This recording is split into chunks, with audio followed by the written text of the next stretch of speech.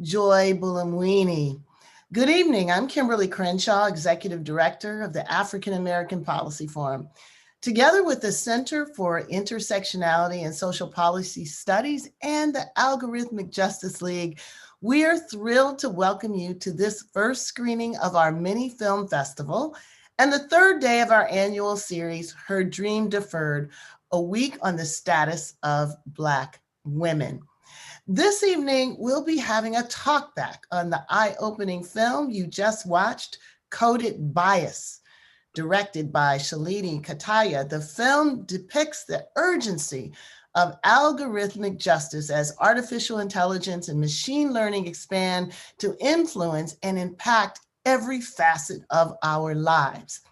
Now, central to the story's unfolding are the intersectional dimensions of this algorithmic bias, both as a condition of its production and also in terms of its many subjects. As the film makes painfully clear, in much the same way that laws centered around the white male experience are unable to render legible the particular injuries faced by Black women, algorithmic systems fed by data sets designed for and by white men, as Joy showed, render Black women virtually invisible. Part of our mission here today is to help surface the ways in which our country's history of race, gender, and class oppression are downloaded into today's artificial intelligence and technology. Now, for many of us, the neutralizing and cloaking of power and hierarchy is a familiar story. Yet for a variety of reasons that we'll discuss in this time we're spending together, the dangers of its embedding in new unregulated technologies presents a threat of rolling back hard-fought gains, a threat that is as grave as its risks are underappreciated. Yet we don't want to stay only in the realm of critique. We also want to be generative. So some of the questions we also want to ask are there different genealogies for artificial intelligence that were and are imaginable? And if machines are directly learning from patterns of the past, if they're being reproduced, if the past is made to live in the present, is it possible to deprogram the biases of the past? Can we put artificial intelligence and new technologies to a different purpose? Well, to discuss all of those questions, I'm pleased to be joined by the main stars of the film and thinkers about the social consequences of biased algorithms. Joy Buolamwini is a poet of code who uses art and research to illuminate the social implications of artificial intelligence. She is the founder of the Algorithmic Justice League and the star of the film you just watched. She advises world leaders on reducing AI harms through service on the Global Tech Panel, congressional testimonies, and keynotes, and as you've heard, through poetry. Time Magazine and New York Times carry her op-eds. Her visual poem, AI, Ain't I a Woman, is part of international art exhibitions. Cathy O'Neil is also joining us. She's worked in the academy, she's worked in the private sector and in finance, and as a data scientist for the New York startup. She wrote Doing Data Science in 2013 and launched the lead program in data journalism at Columbia in 2014. She's a regular contributor to Bloomberg View and wrote the book Weapons of Math Destruction. I love that. Weapons of Math Destruction, How Big Data Increases Inequality and Threatens Democracy. She recently founded the O'Neil Risk Consulting and Algorithmic Company, an algorithmic auditing institution. Timnit Gebru is a computer scientist studying data mining and algorithmic bias, and she's also an advocate for diversity in the tech industry. She helped co-found Black in AI, a group encouraging people of color to pursue careers in artificial intelligence.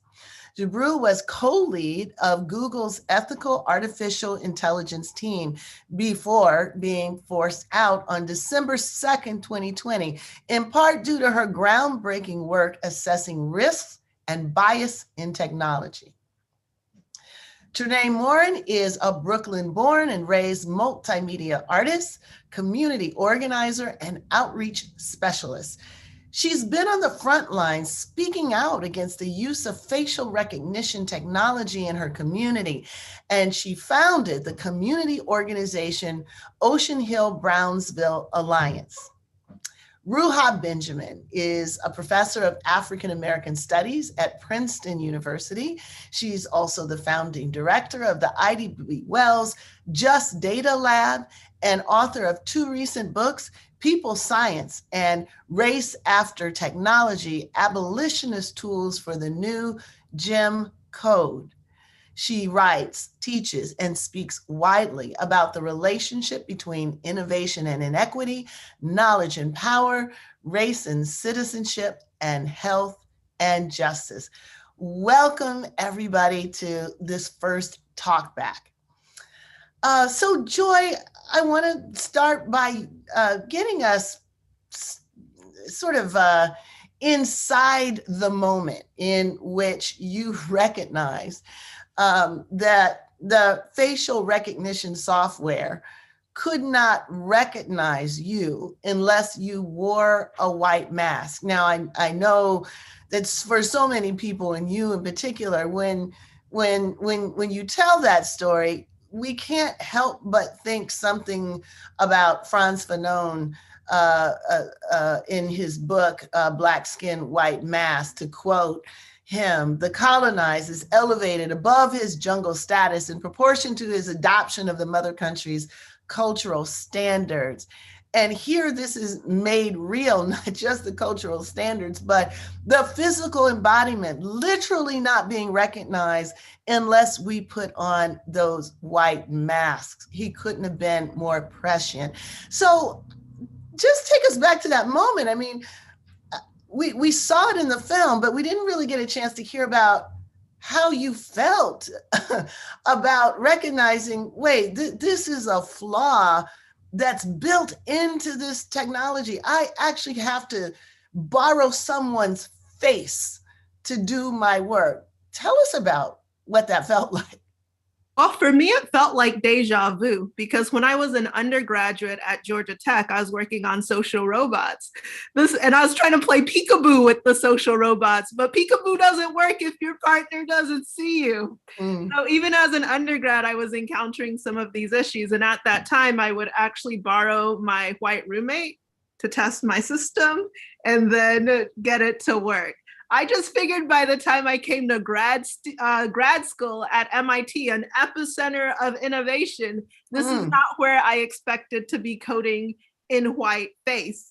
And so coding in white face. I was bemused. I even didn't start with the white mask. I was having a little bit of trouble getting my project to work. So I drew a face on my hand, and it detected the face on my hand. Oh, man. And I was like, wait, what else do I have in the office, right? And it was around Halloween, so I ended up having that white mask. That's why it was there in the first place. But it was a poetic layup, honestly. I can't even make this up, right? Putting on that white mask. And so it was a feeling of not being visible. And I mean, even today is Trans Day of Visibility. And also this question of, but do I want to? Like, you know, this could be a benefit not being seen with all of the mass surveillance. There is that. Yeah, there is that. I mean, and I guess, you know, what is so powerful about your discovery and also chilling is, had you not been there and you didn't have this project and you hadn't imagined this thing that you wanted to do, I mean, would the department, would MIT, I mean, would this have been a conversation? Or if it was eventually going to be a conversation, how long in the future would it have to happen if you weren't actually sitting there and witnessing this stuff? That's a great question, and one that I think about with Dr. Gebru, who's on the call, and also Deborah Raji, who worked with us on subsequent publications, because even to have people in our field pay attention was a challenge. And I realized that the standpoint of being a Black woman in this technical space actually gave me a vantage point and a sense of authority that I had to fight for. So it wasn't as if I presented, this could be an issue, and it was well received. I love the fact there's a whole film about it, because let me tell you, when I first brought it up, or even brought up the idea of having an Algorithmic Justice League, I was warned that to do this kind of research, right, might put me in jeopardy, or those weren't really, important topics. And it was really Timnit coming in from Stanford affirming me like, no, girl, go ahead and do this work, that pushed me forward. So I don't know if we would have quite the same level of attention had that incident not happened, and had I also not had a huge megaphone that is the Media Lab to help amplify it. So let me bring in Timnit and sort of kind of build out from this moment of discovery. Like, there's a thing here, there's something here. People around you are saying, girl, step away from that. You don't want to go down that direction. And you reach out to Timnit, who is at that point. Well, Timnit, I'll let you tell it. What were you doing? Where were you when you got this, sort of call, the bat signal, help?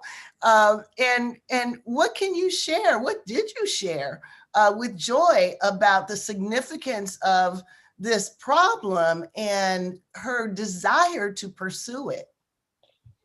I understood that her work was very important. So there was no question in my mind that it was important, that it needed to be shared. I think the thing I was trying to help with was how to translate it to different communities such that they would also see how important it was. And the way we met was that Joy had sent out this email to the Rhodes Scholars alumni list, and a student at Stanford, Jess, who was in the same program with me, Dare, kind of realized that I would be interested in it too, because I had been talking to her about some of the issues I was facing in AI, the lack of representation, and I was just starting to learn about some of these articles that I was reading. I don't know if I had read Cathy's book by then, but this was the very first book that I read that just opened my eyes. So I responded to that, and I'm like, hi, I'm a huge fan of your work. I'd seen your TED Talk, and Joy was asking if there was anybody with computer vision expertise or something like that. I don't remember. And so it was amazing to me to see that there was somebody who was actually thinking about making this their main research topic. And so that's how we met. And so at the time I was feeling extremely lonely and isolated. I was having experiences in my lab where I was trying to explain to them some of the issues I faced with police, where I called them and they were arresting my friend and they didn't understand what was going on. They were like, oh, she must have been acting crazy. Or, I would go to conferences and I would only see like 3-4 Black people out of thousands upon thousands in this space. But at the same time, all the white guys were getting a lot of hype and a lot of money. So this was the space I was in when I encountered Joy's work. And every step of the way, I saw how much she had to fight. I mean, it's really amazing that we're here today. I mean, I'm telling you, because shields are necessary. It's just the amount of fighting she had to do and how she did it. I am blown away. But there was a lot of there were a lot of roadblocks. So first, people would try to question her expertise in one way or another. Are you really a computer scientist? Do you really know this? I think somebody told you realize that there's something technical or something. I don't know. There's stuff math like that. in this, right? Was that what it was, Joy? This involves math. I should be afraid. Yeah, stuff like that. Or then they would try to discount the contribution. And I think one of the things I've learned from Joy is that in my field, what I was used to is I was seeing people churn out paper after paper, and they don't really care that much about the impact. They don't really care that much about what it accomplishes or who it reaches. And I have literally not met, she's one of the few people I have met who has stuck with this one huge issue and try to make sure that it has maximal impact in every way possible. And this is something I think the academic world really needs to learn and to take to heart. And you said you hinted at your environment. So let's just say a little bit more. You're still a PhD student at the time that you made contact. You and Joy made contact with each other. Just paint a little picture about what environment you're in as. Yeah, I was still a PhD student at the time. I had worked. I had gotten my undergraduate degree, and I had worked at Apple for a bit. And I was like the only woman on the floor or something. It's the kind of thing where you go to the bathroom, you don't meet anybody else. That was kind of the what I was used to. And then I went back to grad school, and I was extremely isolated. I decided to drop out. I dropped out and did some startup, and then I came back again. I decided to finish up my graduate school. And I was in an environment where I didn't see any Black people at all. I think Stanford has graduated maybe one person ever with a PhD in computer science. One Black person. Sorry, I meant to say one. How many years that there's been such a program? I remember they celebrated, I think, the 50th year in 2015. One Black person before you. And I am in an electrical engineering department. So even though my advisor is in computer science, so there's only been one Black person ever. Ever. Yeah. Okay.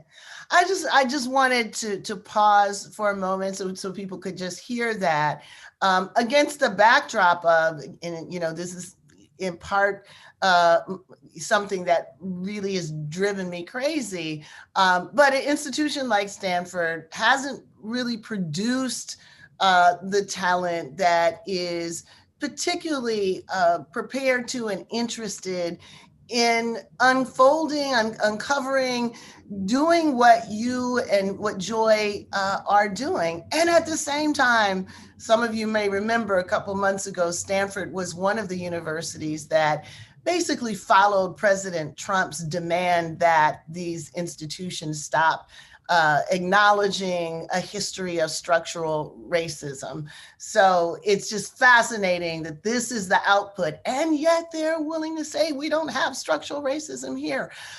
So the two of you are part of what you might consider to be a small but mighty group of Black people, of Black women who are doing this work, very, very underrepresented, and at the same time, incredibly powerful in your determination to not step away, to not take the warnings that came from so many people. And, at least at this point, we now have a product, we have an issue that can be understood by everybody. So thanks to your determination about this. Another piece of the early part of the story that Joy talks about, and they talk about in the film, is going to Cathy's book signing and making connection there. So Cathy, I want to turn to you to get the nuts and bolts of this thing. And I want you to treat me, I'll stand in and confess to be the person who has the most limited understanding of algorithms. Somebody told me step away from it because it's math. I would say certainly. So I'm that girl. And so I'm struggling to wrap my head around this. And Joy will tell you, when we met last year at the Sundance Film Festival, I was blown away by the film.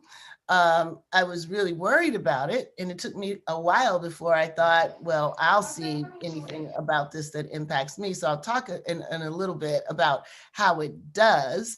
But what can you help our audience to understand, first of all, bare bones, like algorithms and machine learning, but importantly, why is all of this seen as neutral in the way that math is seen as objective? And what's dangerous about this? What do people need to understand about the danger in viewing this as just mathematical equations. Yeah, I mean, and I completely agree with you that that is how it is framed. That's how it's marketed. In fact, just today, I'm very happy to say that I turned in a new book called The Shame Machine, because ultimately what I realized, the power behind the power behind this mathematical intimidation is a kind of math shaming. It's like, you don't belong, you're not a PhD in math, you can't possibly understand this. We've heard this already a couple of times tonight.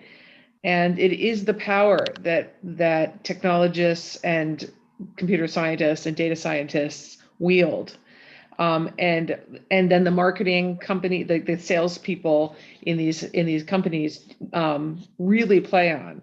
And, you know, so I could tell you what an algorithm is. It would take a couple minutes. It's really just a pattern matching, you know, what happened in the past will happen in the future. It's not that complicated. Okay. But what's really important is that this isn't a math test. You know, like the very issues that Joy was up against and that she was trying to be silenced about, those were the non-math things. That's why the people didn't want to talk about it. The point is that the math is supposed to intimidate people into silence. I see. But the underlying issues are issues of fairness, and nobody needs a PhD in fairness. We all feel, you know, perfectly capable, and we are perfectly capable of knowing that this is unjust when we see it. But that's the whole point, is that we weren't supposed to look behind that curtain. Yeah, yeah.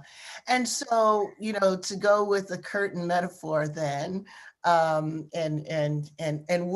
robed with our capes that Joy is giving all of us as part of the Algorithmic Justice League, when we go and rip that curtain back, what is the little man back there that we see? What's behind the curtain that people need to now be able to know and see that's there?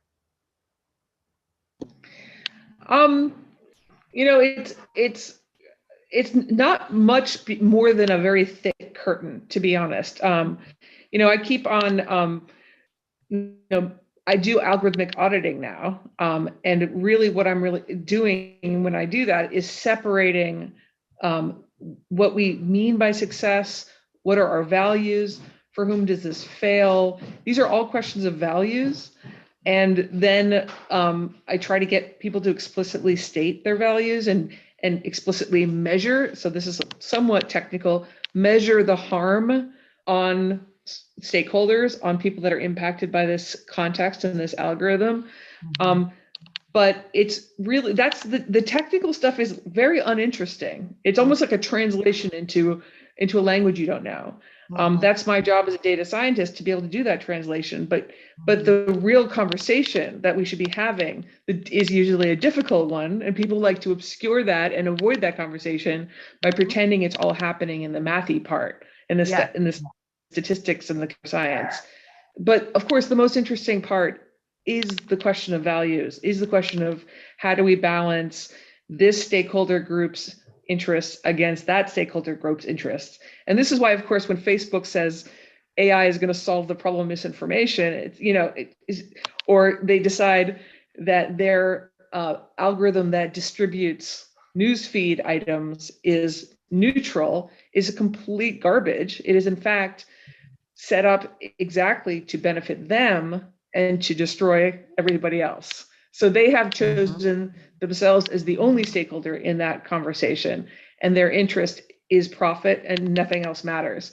And so what I seek to do in writing the book Weapons of Math Destruction and in all my other work is to say, let's think about all the stakeholders here and balance that their interests explicitly. Say it out loud. Say out loud what your values are. My job as the data scientist will be to say, it will be to measure whether those values are being faithfully rendered in code. And you know, there are surprising parallels in your field and in the field that I'm in, which is law. And actually, it's one of the things that was so revealing to me about the film. So where math does the work of mystification, right? You don't want any part of this, just step away. And the outcomes or the way this functions is simply a product of what's, it's objective, it's in the equation. It's not a product of, you cannot find bias in it because it's math. Law does the same thing, but it's not math that it foregrounds, it's legal analysis. So, you have to be a lawyer, to really understand how certain cases and how law continually reproduces the inequalities that are the hallmark of our society. So you got to go to law school to kind of realize there's really not a deep there's no magical legal, analysis. There are tropes. There are ways that things constantly get talked about. You have to kind of become part of the club. And a lot of what we do has been to try to demystify, to say, look, there's no club that has a really there. We're going to show you how racial interests are created by law. Race itself is created by law, and then law reproduces and protects it. And it seems like much of what I'm starting to understand is that some of the way algorithms are working are to do the same thing, to kind of reproduce and say that, hey, not us, it's just there. So I want to, come back in a bit and just hear from everybody about some of the more concrete ways that this stuff works to reinforce race, gender, and other kinds of hierarchy, so people can get a sense, like eventually I did, about the concrete product of this algorithmic bias. But let me come to Tranae and kind of share an experience with you, which is front and foremost what you were dealing with in face recognition software. So I like to tell people that after I met Joy and was blown away by her work in the film and all that, I went back to my institution, and I'll say this was UCLA, that one. And it seems as though that my school was considering using face recognition software to determine or to provide access to our buildings. At least it was being considered. And fortunately, I gotten an email from a group that was contesting this on the basis that this was not only intrusive, but it was prone to error, and particularly prone to error for people of color. So I said, oh, this is interesting. Let me open it. And I opened this attachment that they sent me, and they apparently run my face through one of the software companies, probably was a competitor, and came up with 100% confidence. I've been saying it's 90, but no, it was 100% confidence that my face belonged to a person who had a felony record, and so on and so forth. So I might have been tagged by this very software not to get in a building that I've taught in. Yeah, I'm not going to say how long I've been teaching. It's been a while. So it was an eye-opening experience for me. So tell me about your encounter with facial recognition software. How did it start? How did you come to realize you needed to fight it? And how did you get other tenants to see the risk in the same way you did? Okay, well, it started with, I'll say it started with the gentrification of Brooklyn. So let's just start there. So this is like 2018. We're seeing lots of changes in the community. We are seeing new faces in our community that we would have never seen before in the very recent past. So lots of things just changing, and we just have our antennas up already because we're just noticing all of the changes happening in the neighborhood. Then I come home one day to a very large manila envelope under my door, very thick, from DHCR, notifying us of an application that was submitted by our building's management for facial recognition modification to our current security system. This is a very large property. There's 2 buildings, 24 stories inside of both of them. We have security guards, we have gates, we have a key fob system. So when I saw that under my door, it was just like, what do I need this for? What do we need this for? I literally have to tap this key fob into every door that I go inside in this building. So why do they need another layer of security on top of that? And it was facial recognition. This is around when the iPhone X came out. And I had remember getting that phone and reading through the terms for the facial recognition on that phone. And I remembered reading something that said they could track my face through time indefinitely, pretty much. And it would take measurements of my face over time. And I was not comfortable with that. And I never turned the feature on my cell phone that I paid $1,000 for. And I did not turn that feature on because I was not interested in them tracking my face, because I didn't know what else that data would do. So now we're talking about my home. I have to come here every day. I pay to live here. My family lives here. I have guests that come here. So I was immediately just taken aback and like, okay, who knows about this? I started like knocking on my neighbors' doors. This is an intergenerational building. My great grandmother was the first person to move into here. My grandmother stayed and my mom stayed, and now I am here and I plan on staying. I don't plan on going anywhere. So we just started connecting with our neighbors, and my neighbors were equally concerned, or they just did not know what this was. So they didn't have any real feelings about it. So when that happened, I noticed, okay, we're going to have to start educating people because there's a large community of elderly people in this building. So I went to my building's tenant association, which was already standing. It was a lot of our elderly tenants who had been on the board for 40 plus years. So they are just not very comfortable kind of talking about tech or dealing with tech. So it took myself and my other partners in this pushback. Fabian Rogers is my right hand in this. But we kind of worked with the board, who were kind of like the older tenants in the building, to help disperse this information out to the rest of our tenant body. We asked for an extension on that application for the modification. Luckily, we did get notified about the modification, because if we were just a market rate building, we would not have found out. This building has some government funding, so they had to ask if they could make a modification to our security, which we found this was not a modification. This was a completely new piece of technology that needed new information in order to work. So we were prepared to push back in that manner and saying that he filed the wrong application. He filed for a modification, but this was a completely new system that we were dealing with. Once we started reading through all of those DHCR papers, we realized that we were going to need a bit more help. We knew we were younger and a bit more savvy and could use Google and find information. Like, I found Joy's paper. Oh my goodness, that really put the fire under me. Like, oh no, this is not happening. There's research, there's real research, a whole paper. I don't come from academia. And I sat there and like read through it, and I'm like, no, we can't have this. So although we were able to get information and find things, we knew we needed legal help.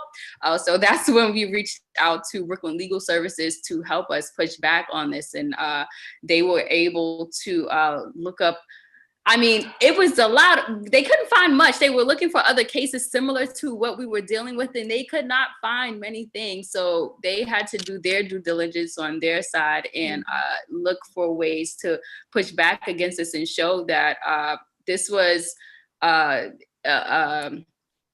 infringing on our human rights and civil rights and so many other things. It was just unacceptable. So with their help, and the help of the media and my neighbors just being comfortable with sharing our story with different media outlets, we kind of put Nelson Management in a position where we were making them look bad. And we were pretty much convinced that that was the only reason why they pulled the application, because we made them look horrible. I mean, the last time we checked, there were probably about like 100 and something articles just based off of this one building pushing back against the facial recognition. So it made their group not look so good. You all ended up being the front lines of fighting back against facial recognition software. And I think it is so meaningful that you start with gentrification first, right? Because this wasn't necessarily about your safety that they were doing this, right? It was, the safety of others. It was the safety of security. But this is basically a system of surveillance and regulation of long-term tenants. Yeah, and we felt that it was going to be used as a tool to get us out of these units. They know that we are not leaving. We have beautiful apartments that are a very nice size. They have not been chopped down into these little pods. Yeah. So they want the apartment back. Real estate. Yeah. And here is another use of technology to handle a problem or to open up the space, for transition. Like this pandemic. So how did you and Joy come into contact with each other? I believe I found Joy through a neighbor who we were all just trying to find information about this stuff. And a neighbor of mine, her name is Denise, she came and knocked on my door and she said, "Tranae, I think you need to watch this." It was a PBS interview with Joy on it. It was about like 45 minutes or something like that. And just watching that one video, I was just on a roll. I was like looking up Joy, and on the Gender Shades website, the website was put together so well in a way that I was able to understand the information. It was like bite-sized facts from the research that she had did. And I could share it with my neighbors without having them read the whole paper, which was amazing, because we were able to just give people understanding so that we weren't pushing back just empty-handed. We had information. We had the receipts, as we like to say. And it's one of the reasons why applied work, it's one of the reasons why it's so important to make academic research broadly accessible. So, Joy could have written a paper, dropped it and gone on to something else, building out the website, building out the Algorithmic Justice League, participating in the film. This is all taking research into the community in a way that is directly targeted towards empowerment. And so on that, Ruha, let me come to you to help us understand how what we've been talking about so far, what we're seeing is part of what you call the new Jim Code. Love the title, love the frame. So what is this an instance of? What broader patterns, what broader dynamics are you capturing with this idea of the Jim Code? It goes back to Tranae starting with gentrification, or starting with any kind of social pattern of discrimination, displacement, racism, white supremacy, that it's the social processes that are being reflected, that are being scaled up, sped up through technology. And so the technologies themselves are not simply creating the problems, they're amplifying and deepening existing problems. And so I really wanted to frame it and name it in a way that would remind people of the history that we're dealing with, and therefore evoking Jim Crow. And so, for example, in my grandmother's generation, let's say, she was going up to the school or going up to the hospital, she would see a big sign in her face that would let her know exactly what was going down. Whites only, Negro wing, you not allowed, right in her face. But see, now we still have that old school type of discrimination. It hasn't gone completely away. But racism and other systems of inequality have also evolved and become more subtle, encoded literally in our technical system. So now I can walk through the front door of the hospital and I can sit there in the waiting room and someone's going to be behind the screen and they're going to be using software at times that is going to be deciding my quality of care. And as other research has shown, that quality of care can lead to me not getting access to needed treatment, needed kinds of resources and support, in part because of the way the algorithm is designed, but also because of the input data, the training data that is based on past forms of discrimination. And so as Cathy has shown, the past is being used to create these predictions. Similarly, in education, we have algorithms making decisions about young people's education and whether they're going to be successful in school, employment, incarceration.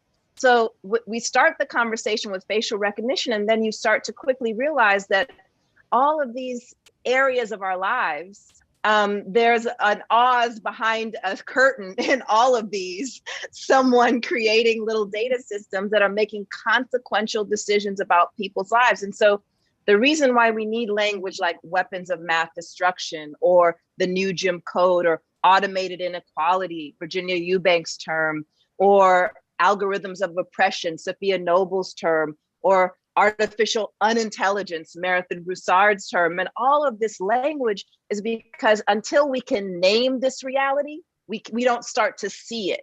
Right. In order to see it, we have to name it so that we can start organizing like Tranae and crew start doing. And so we're building up a language, not simply so we can talk fancy and have discussions, but so we can organize against this new Jim Code and all of the other forms of discriminatory design.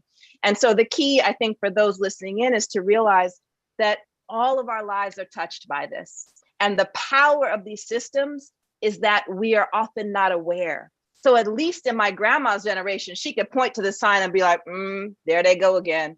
Mm-hmm. Whereas we can readily see when we're being targeted, surveilled, discriminated against. And we have to be able to discern it and see it so that we can counteract it, resist it, and create a world in which security is not conflated with safety, because that's what's currently happening right now.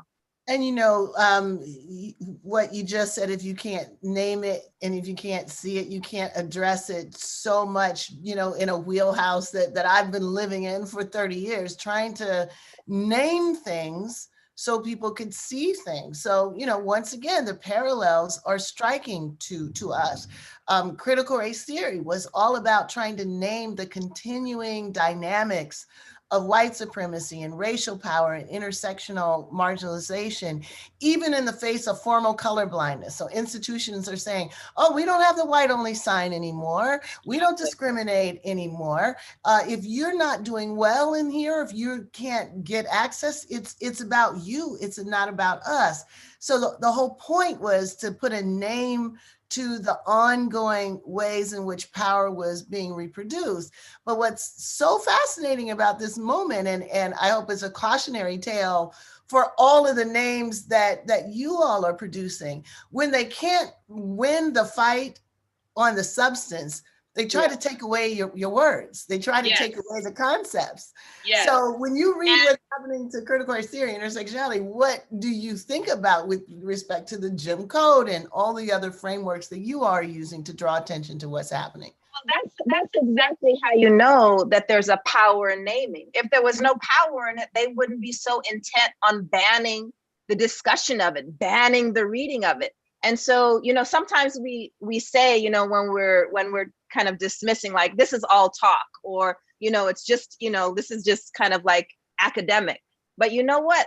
That's where it starts. And if it wasn't powerful in terms of developing this language, they wouldn't be passing laws to get us to not be able to talk about it and to name it. And so let's understand that that there's a relationship between our language, the power encoded in our language, and then what we can actually do in terms of these other systems, whether legal or computer systems or educational systems, and on and on. Absolutely. And when they are under threat, there are a whole range of things that they do. Some includes taking away our words, others involves taking away, our jobs, our access. All of these are, ways in which power fights back against our efforts to unmask it. And so I think all of these fields are going to be coming together more and more, because we all have histories of unmasking and histories of trying to repress the process, the knowledge that comes from the unmasking. So we're back to mask again. So I want to come back around and dig a deeper groove into our conversations and talk about intersectionality in particular. And so Joy, we had this talk before when we were going through the list of Black women that could not be recognized by a facial recognition software. So I want to sort of start our conversation about Black women in particular from that point of departure. So help us understand both the intersectional inputs that make it most likely that dark-skinned women are least likely to be recognized, and then the intersectional outputs. What happens to us? What happens as a consequence of not being seen within the algorithmic products that are part of this new technology? Absolutely. Well, picking up on that conversation about the importance of naming, we've heard of the male gaze, we've heard of the white gaze. The reason I articulated the coded gaze was literally coding in a white mask and trying to find language to help people see what was going on and who was being rendered invisible. And even when we're talking about naming and we're thinking about artificial intelligence and computer vision in particular, there's a power in labeling. And there's a power in being able to decide who counts or what counts. And a major part of the gender shade study was looking at who got to determine who was counted and who wasn't. So when I started to evaluate many face data sets, I would call them pale male data sets, because they would be maybe 75% men, 80% lighter skinned individuals. And so the research that I was looking at would oftentimes present the performance of facial recognition technologies based on this pale male understanding of the world. So what I was reading and my reality, my lived experience didn't match up. I'm like, wait, we have breakthroughs. Why am I coding in a white mask? And so building a bit on what Simone Brown talks about, when Blackness enters the frame, it's disruptive, especially when Black women enter the frame. So for the research, absolutely. And so for the research, what I wanted to do was focus on women of color in particular, because all of the research that had occurred before that time, to my knowledge, had only looked at us in the single axis analysis, right? You get the aggregate, okay, how well does it do on this pale male data set? That doesn't really give us the insights we need. As we know, if we only look at it by gender, which has been reduced to a binary, not even including, our trans folks, gender non-combining people, conforming people, you also don't get the full picture. If you look at it by race, by skin type, you also don't get the full picture. So it was directly building on your work, right? That single access analysis does not give us the full story. That was the core of my MIT thesis. What would happen, right, if taking this lens from the male gaze and the white gaze and looking at it for the coded gaze and starting with women of color, what would we find?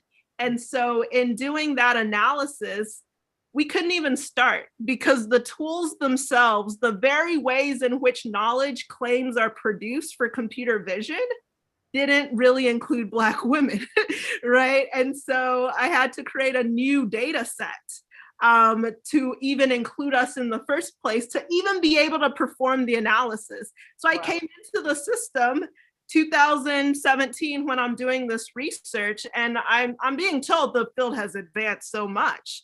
But when I'm looking at the actual data, where are we at, you know? And so what I did was I actually went to the UN Women's website, and I looked at the top 10 nations in the world by their representation of women in parliament. Rwanda led the way, 60%, right? And then you had there was Senegal, there was South Africa, and then you had European countries as well. So I get into all of that detail to say I had to be intentional about including women of color as subjects worthy of study in the first place. And by doing that, right, by disrupting the frame with our Blackness and our womanness, that is what cracked open this area that we're seeing so much research go into now with algorithmic bias, algorithmic fairness, this coupled along with study machine bias, looking at algorithmic risk assessment and so forth.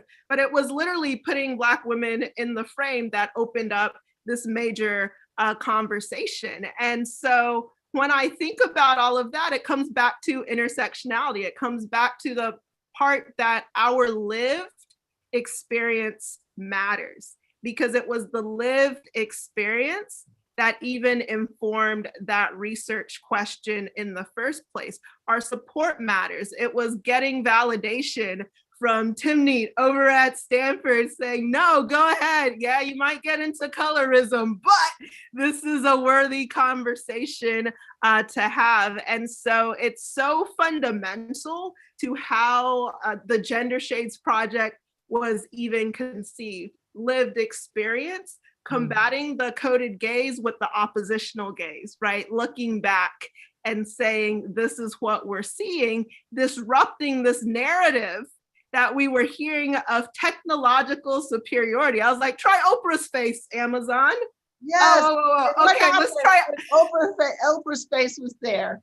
Right, or in the poem when I say Ida B. Wells, data science pioneer, hanging facts, stacking stats on the lynching of humanity, teaching truths hidden in data, each entry and omission, a person worthy of respect. And looking at the data gaps oftentimes gives us a sense of who's deemed worthy of study. And on the flip side, and as Ruha speaks to, there's also the predatory data as well, right? Yeah. And so the risk of being made visible, it's different to be seen versus to be surveilled. What kind of agency do you have in that process when we're thinking about it?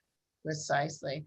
And, so one wants to think that, young researcher finds a huge flaw in, this major technology. The powers that be say, oh, our bad, we're going to fix that, right? Thanks for bringing it to our attention. But that's not what happened, right?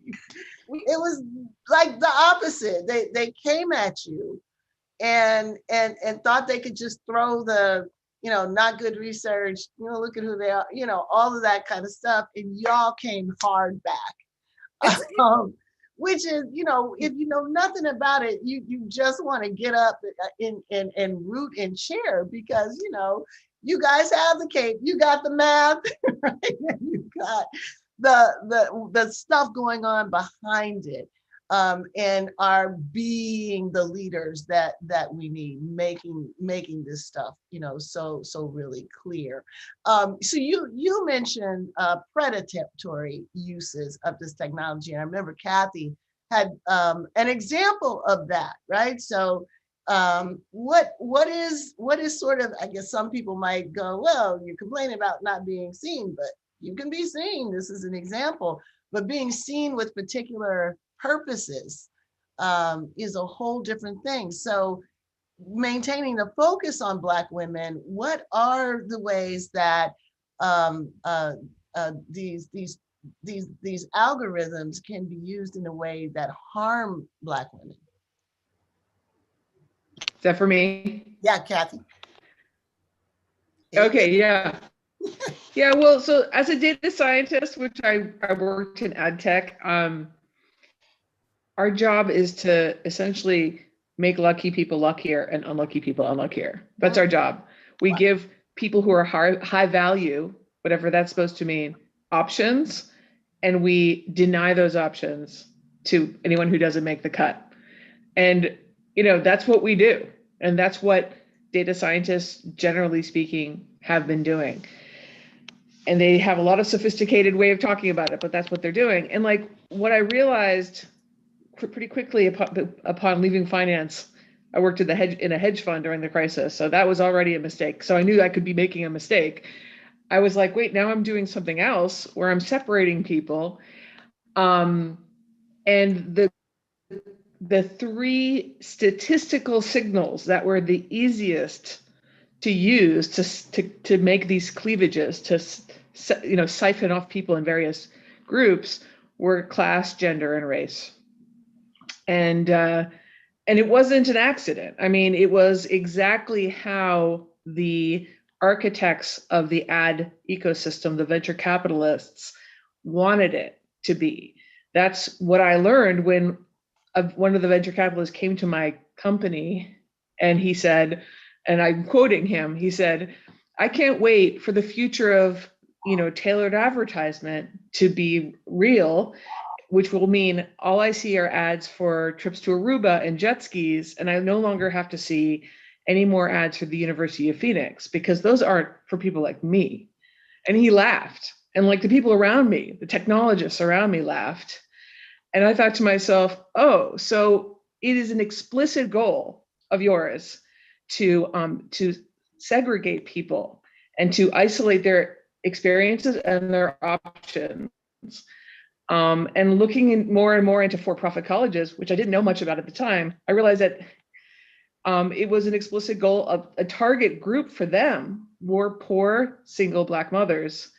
And the pitch that they were being given was, if you want a better life for your child, you should, take on this debt, and then, try to get a degree in this online college, which, by the way, I also learned, and Corinthian College was like the one that was really explicitly going after the single Black mothers, poor Black mothers who were eligible for financial aid, with this particular shaming pitch. And like, even if they got a degree from these schools, which was very unlikely given the graduation rate, it wasn't a degree that was more useful than a high school diploma to get a job. So it was completely a lie. It burdened them with an enormous amount of debt. But the point was that it worked as a pitch because of the advertising ecosystem was so good at surveilling in a predatory manner and finding out what is your vulnerable spot and like honing in on it and then exploiting people by race and gender and class. Wow. And so, the fact that Black women are carrying the highest amount of debt, and it's largely in direct proportion to their disproportionate involvement in for-profit colleges, is a socioeconomic issue that rarely gets talked about. And then the fact that they were basically, targeted, right? that this is, not just an accident.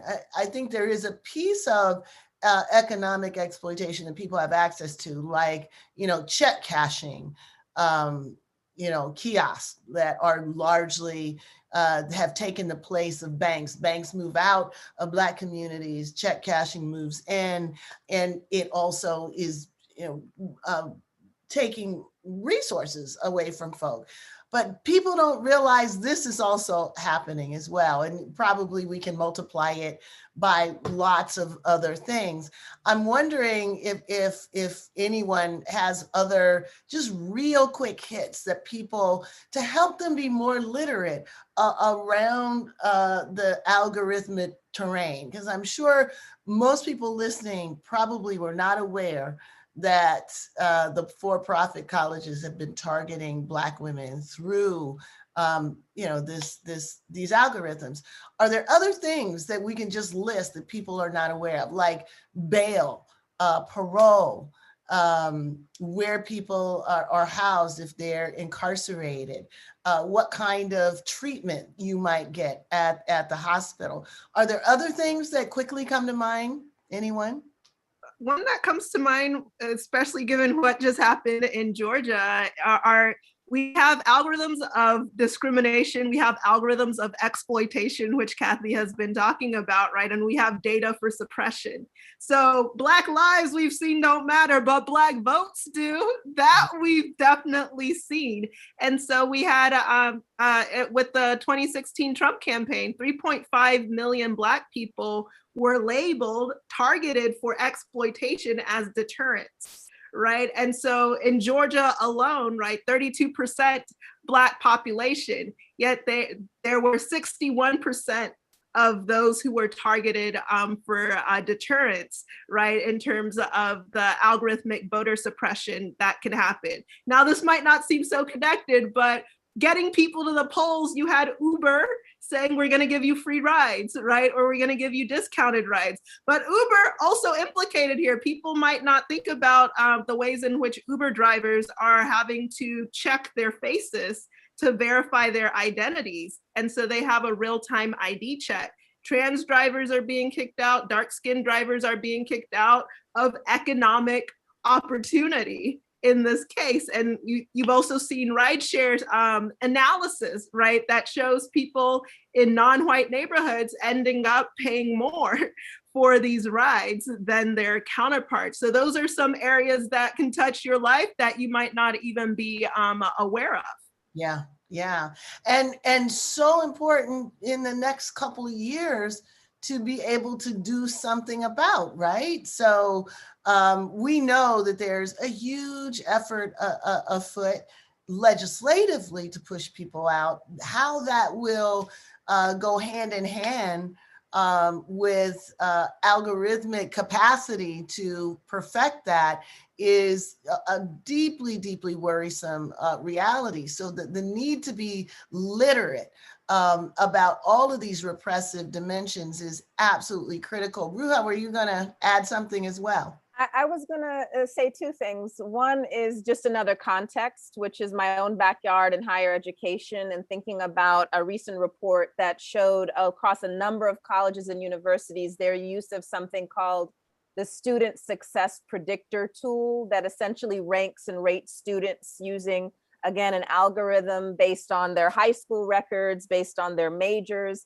And what's so interesting is that in labeling students high or low risk in various departments and disciplines, Black women, Black students overall, but Black women in particular, were often labeled higher risk in STEM fields, which going back to where we started with Timnit's experience as the only, what's so interesting is that it gives advisors, it gives schools a technical reason to steer people away from fields that they're already underrepresented in and would likely begin to transform if there was more of them in there. So there's a kind of perverse feedback loop in terms of the way that algorithms create another tool to do educational steering that's racist and sexist in predictable ways. So that was just another context. But one kind of footnote to this part of the conversation that I just want to throw out there is that while we're focusing on discrimination by race, class, and gender, the examples from Uber and the other examples that Joy was bringing up reminded me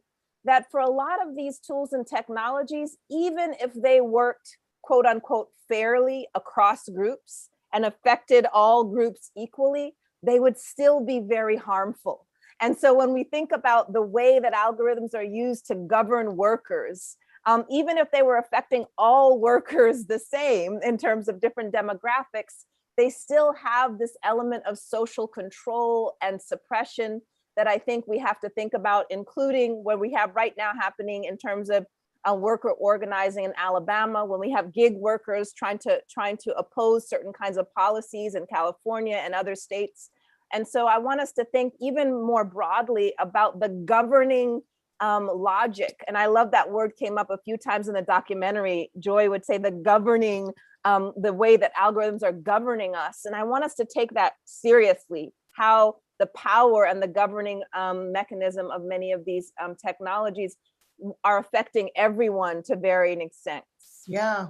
And, you know, I want very much to add into it. At this point, we can only make it a footnote in the conversation. But the legal facilitation of these discriminatory, biased outcomes is just shockingly permissive. And the fact that it's permissive, even in the context of, say, you know, the use of these algorithms in predictive policing and predictive sentencing, the reality is that defendants are basically limited in their ability to cross-examine, because the expert now is in a black box. You know, it's an algorithm.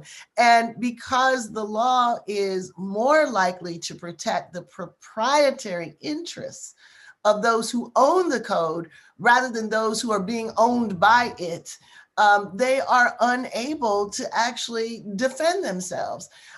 This shouldn't be, and it's not necessary, but it's what the default has been. So one of the things that I would like to see, hope to see in the coming years, particularly as a consequence of this documentary and the work that so many people are doing, is bringing the law up to date, and in particular, anti-discrimination law up to date. We should not be subject to these biased outcomes and not be able to interrogate them simply because it's some formula somewhere. So it's really important that a lot of the advocacy that is happening really targets the law. And on the question of changes that need to be made, I want to come back to you, Timnit, and just ask whether, you know, given just the barest outlines of what happened to you, you're beginning, you know, to interrogate things that come really close to the core of the business model. And before you know it, you are out. And I'm wondering whether there should be special whistleblower protections, particularly for those who are unveiling, revealing dimensions of this coded gaze, the dimensions of Jim Code, especially in light of the fact that there's so few people like us in those places in the first place. So, you know, these institutions are able to produce the conditions that allow them to continue to do this largely uninterrogated. So when you think of what happened, what could have been in place, or what do you think your story tells us in terms of what needs to happen as we move forward to try to make these companies more accountable? Yeah, thanks for asking that question. I was just thinking about it earlier. And so as a recap, at Google, when I heard everybody talking, especially Ruha talking about the language and how naming something is so important, I was looking back at when I first got my job at Apple or something, and I didn't have the words microaggression or mansplaining, or and how honestly even just having those words helps, right? So what I was thinking about is what you were saying about bringing laws up to date in terms of anti-discrimination laws, in terms of whistleblower protection. It's so tied to the person too, like not just the algorithm, right? And its effects. So what do I mean by that? In terms of me, I was trying to talk about the risks and harms of a particular type of technology, a language technology that is trained on a lot of data scraped from the internet. So then if you look at some of the issues that Joy uncovered in the visual domain, you could see it transferred to this language domain too. And this technology is used in a lot of different downstream tasks. Maybe machine translation when you're translating from one language to another. ranking search results, etc. So it is already being used in many different aspects of not just at Google, but many different products elsewhere.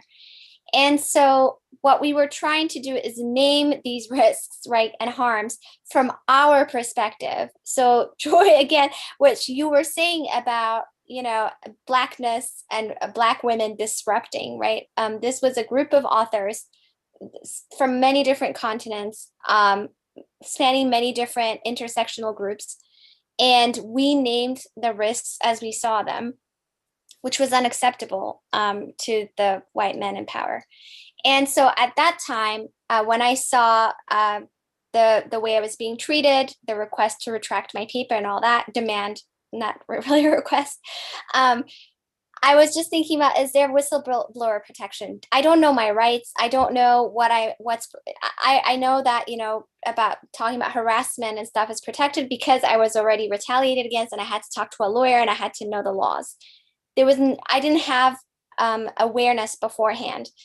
And the company's goal is to make you feel like you don't have these rights. And the NLR, and whenever there's success, if you fight these companies, it looks like this. They destroy your life. They string you around for 3 years. They have all these lawyers doing whatever.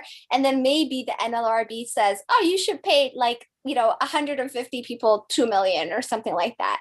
And you should offer them your job back. This is not justice, and it's not any sort of real punishment for the company. So they have no incentive to do anything.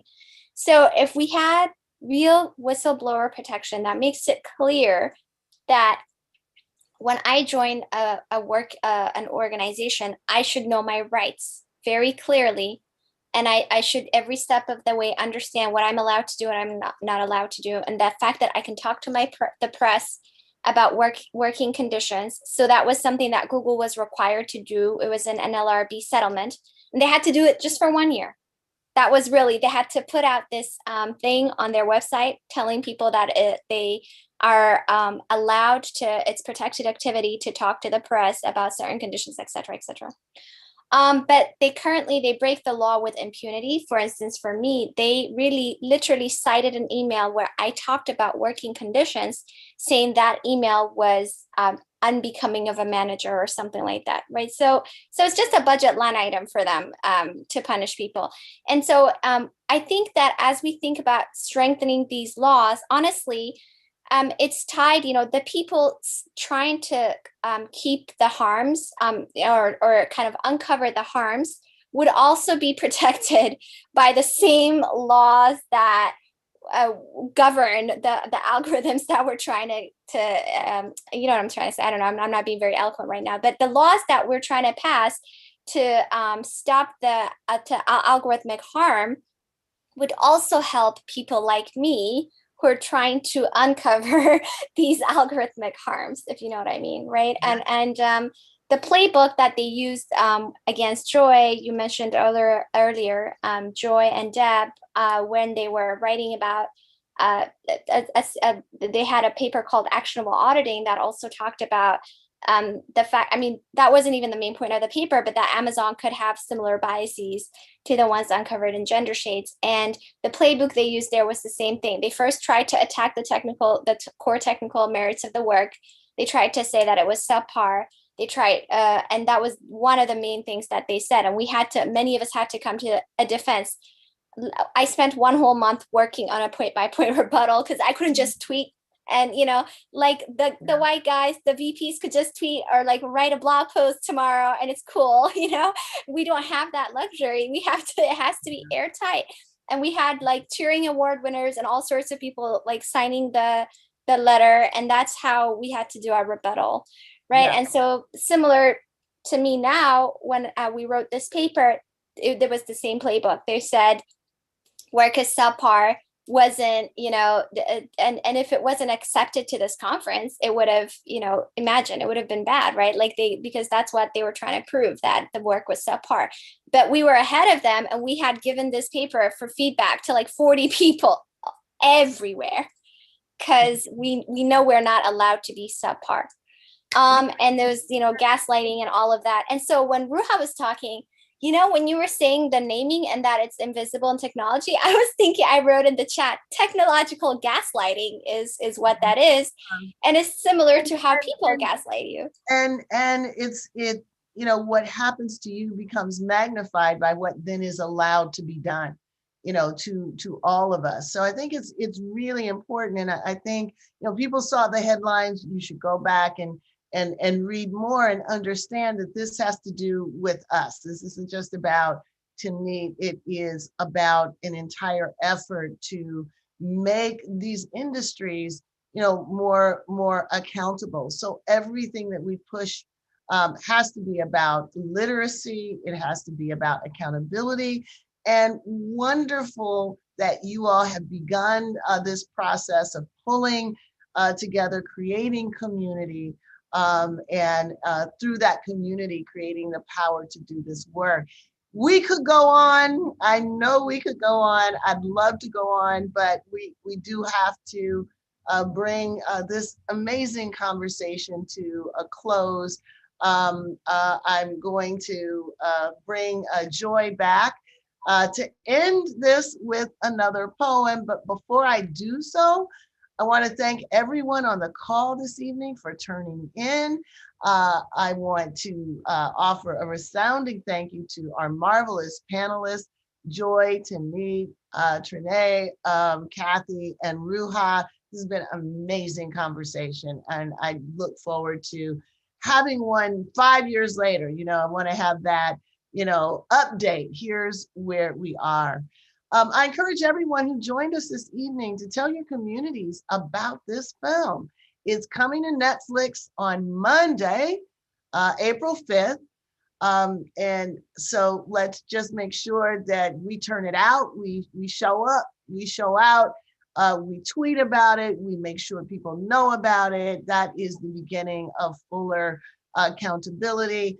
I would also like to thank our partners at the Algorithmic Justice League for the tremendous work that they do and in helping us facilitate this panel. So proud to be part of that family over there. As always, I have to thank my team at the African American Policy Forum, the Center for Intersectionality and Social Policy Studies. Please continue critical conversations like the one we had tonight with people close to you and maybe people not so close to you. And if you haven't already, take a moment right now, register for the remainder of AAPF's Her Dream Deferred series. Tomorrow and Friday, we're going to continue with our mini film festival. We'll watch, engage, and discuss 2 critically acclaimed films. A Love Song for Latasha. This is a short film about Latasha Harlins, who was tragically killed by a Los Angeles shop owner in 1991 over a bottle of orange juice. And Still I Rise, a powerful documentary that examines the relationship between racism and sex trafficking. For more information on this week's programming, please visit aapf.org. And also check out our social media channels on Twitter and Instagram. We're at AA Policy Forum, and I'm at Sandy Locks on Twitter or Kimberly Crenshaw on Instagram. Our podcast, Intersectionality Matters, is available on iTunes, Spotify, SoundCloud. We'll be posting this conversation in the coming week. If you've been inspired and want to partner with us to sustain these conversations, please consider donating to the African American Policy Forum at aapf.org/donate. And if you want to get involved, write to us at info@aapf.org if you're interested in other ways of engaging. Thank you all for joining us this evening, and I'm going to turn it back over to Joy. Thank you so much for this incredible conversation with so many of my sisters whom I admire greatly. I want to close this out with a poem that I wrote for the Brooklyn tenants, inspired by their ongoing resistance, and for all of you here. To the Brooklyn tenants resisting and revealing the lie that we must accept the surrender of our faces, the harvesting of our data, the plunder of our traces, we celebrate your courage. No silence, no consent, You show the path to algorithmic justice requires a league, a sisterhood, a neighborhood, a talkback, a Her Dreams Deferred panel, and week hallway gatherings, Sharpies and posters, coalitions, petitions, testimonies, letters, research, and potlucks, dancing and music. Everyone playing a role to orchestrate change. To the Brooklyn tenants and freedom fighters around the world, persisting and prevailing against algorithms of oppression, automating inequality through weapons of math destruction. We stand with you in gratitude. You demonstrate the people have a voice and a choice. When defiant melodies harmonize to elevate human life, dignity, and rights, the victory is ours. Thank you.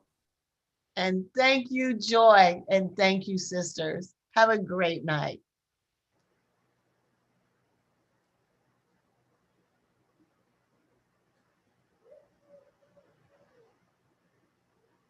That was wonderful.